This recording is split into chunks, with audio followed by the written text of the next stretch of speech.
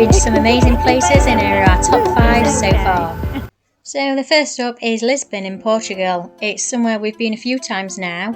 Me and Paul went before we even had Milo, and then we've taken him back since. We just love the vibe of the city. So many places to go and eat, so many things to look at, and it's really, if you look in the right places, there's some fantastic culture. That just walking around the streets looking at the tiled buildings can be a really nice way to spend an afternoon, and obviously you've got to try some of the pastel de nata while you're there. We did visit Belém, which is the original home to where the first ever one was, which is called a pastiche, and that was amazing. But we probably ate around 2 or 3 a day, if I'm quite honest. But we enjoyed walking around the streets of Lisbon, popping in some of the little shops, trying out some of the local food. And whilst we're also there, for the first time, Paul and I had both Paul had already turned 40 and I was about to turn 40. So he booked us into a Michelin star restaurant called Alma, which is where I had some of the nicest food that I've ever had. And the pictures, I'll let them speak for themselves.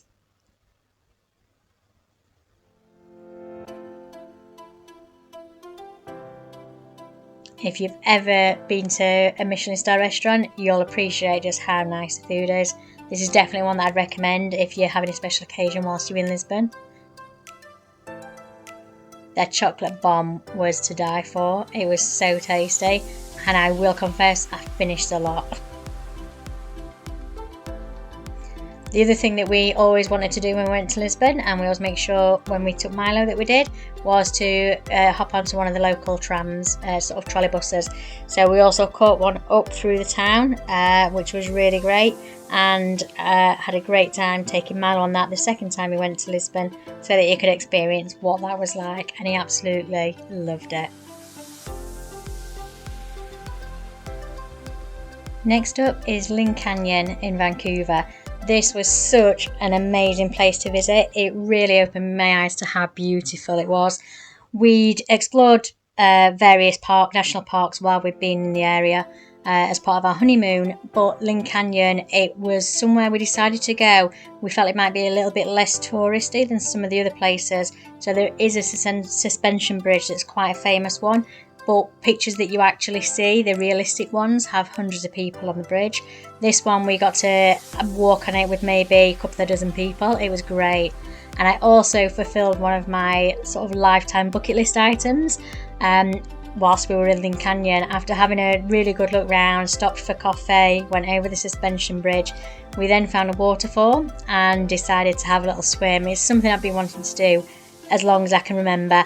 The water was freezing, but that wasn't going to stop me. So after very inelegantly falling in off of a rock, I tried to get as close to the waterfall as I could, but it was really powerful. You can't really tell without the sound or being there. But it was a beautiful day with the sun shining, and it was something that I'll never forget. It was absolutely brilliant. If you are in Vancouver, I would definitely suggest that rather than going to Capilano Suspension Bridge, maybe head over to Lynn Canyon, especially if it's a busy time of year, because we were walking around the park and at times we didn't even see some people. We had the park to ourselves in certain areas, and there's so much to explore. It's so beautiful. Lots of walkways, lots of little watering holes like this where you can stop and have a swim and a sit down or have a little picnic. We absolutely loved it. We spent basically most of the day there, and to be quite honest, I would have been happy to go back the following day as well. It was brilliant. Third up is when we went to Seattle, and again this was part of our honeymoon, and it was just before we were going to be heading up to Anchorage in Alaska, and we took a sunset sail. This was something I found online and booked it as a bit of a surprise. There were 2 sailboats went out. That's the other one that you can see. It was absolutely brilliant. So we set off from the harbour. It was sort of late afternoon, early evening. It was still light. The sun hadn't set. We were out sailing for a couple of hours. We were able to take half a bottle of wine with us, which we enjoyed on the deck. I'm only saying half because we'd already drunk half of it the night before. Coming out of the harbour and sailing out to sea, you got some amazing views of Seattle skyline, and it just reminded me of Frasier, if anybody watches that, and the skyline that you see on the opening credits. We could see the Space Needle, which we also went up while we were actually in Seattle, and that was great too.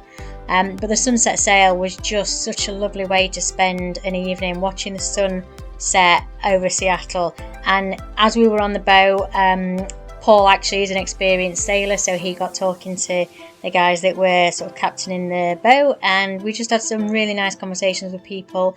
We were able to sit with our feet over the edge and just really chill out, watch the waves go by and watch the sunset. It was brilliant. And then later in the evening, it did get a bit cool, but we put our jackets on. And later in the evening, as the sun did go down and we were heading back towards sort of the harbour area, the sky suddenly just changed and it was a beautiful blue. The lights lighting up the skyline of Seattle just looked amazing. And again, you could see sort of the big wheel that they've got on down by the seafront. You could see the Space Needle all lit up.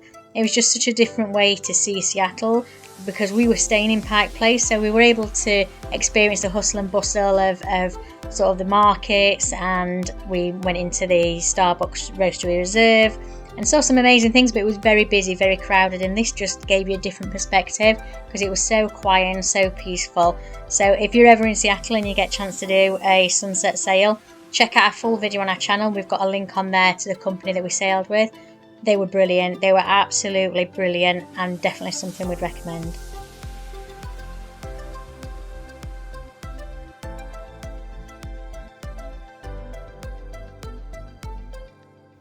Next up was, again, it was still part of our honeymoon. It was hiking the Byron Glacier.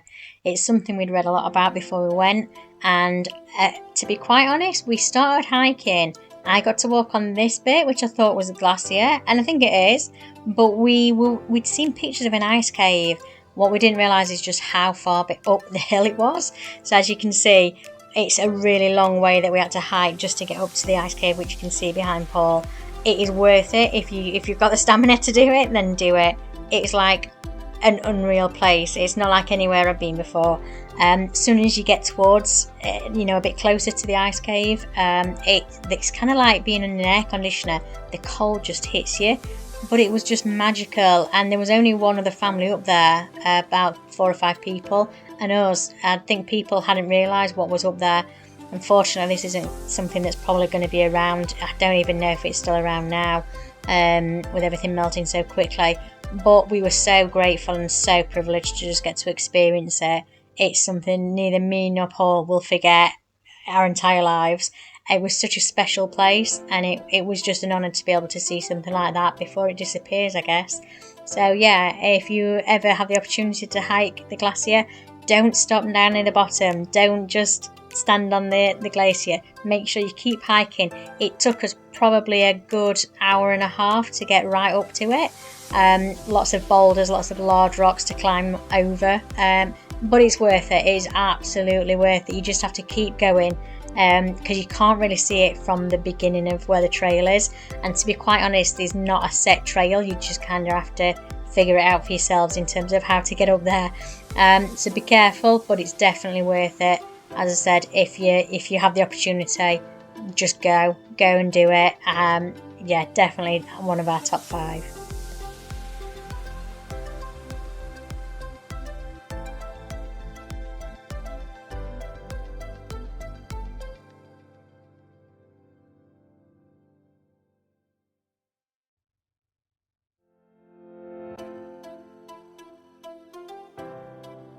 And finally, one of our favourite places is Italy. Not a particular place in Italy, just Italy in general. We've visited on a few occasions now, and we've been to Florence, Parma, Modena, Verona, Florence. We've been all over. We really, really like it. We've actually both visited Italy before we met each other as well, to different areas. So I've been down the Amalfi Coast area, Paul's been to Rome.